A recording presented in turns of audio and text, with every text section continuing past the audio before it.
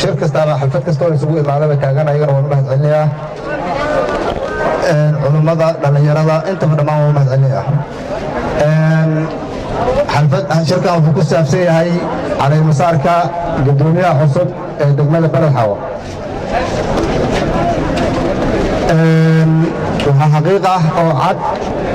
oo Beled Xaawo in ay jecel yihiin ay noo caddahay saacad kastana aan sheegnaa dowladnimada waxaan filayaa dowladnimada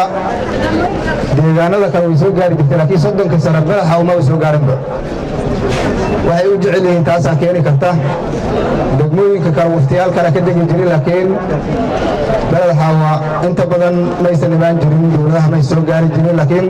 waxaan hubaa dowladdan in ay si buuxda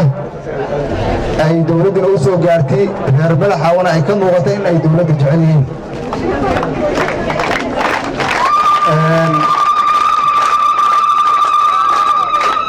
waxaan rabaa gudoomiyaha cusub